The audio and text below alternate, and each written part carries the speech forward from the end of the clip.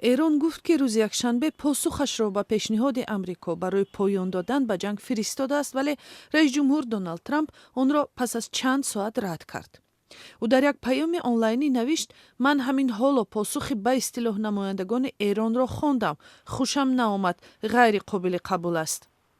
خبرگزاری دولتی ایران گفت طلب کشور این است که به جنگ فوراً خاتمه داده شود، امریکا محاصره دریایی را بردارد، ضمانت دهد که دیگر حمله نمی کند، تحریمات به ضد فروش نفت ایران را هم از بین بردارد.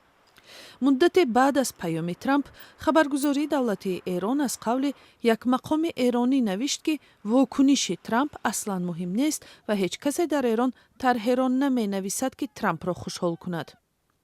پیشتر از این، امریکا پیشنهاد کرد جنگ خاتمه داده شود و مسائل دیگر به مثل برنامه‌های اتمی ایران را بدتر بررسی کنند.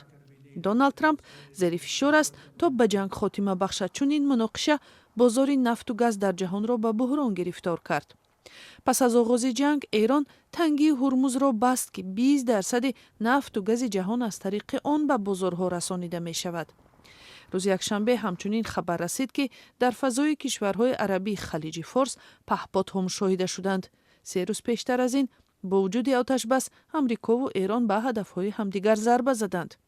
دیگر اینکه روز شنبه 2 کشتی از تنگی هرمز گذشتند. شرکت کشتیرانی کپلر گفت یکی از آنها کشتی بارکش قطر بوده است که گازی مایع می برد. بنا به گزارش‌ها کشتی به پاکستان می رفت که حالا محتاج گاز شده است. همچنین آن را یک علامت حسن نیت ایران به پاکستان و قطر نامیدند که در مذاکرات امریکا و ایران میانجیگری می کنند.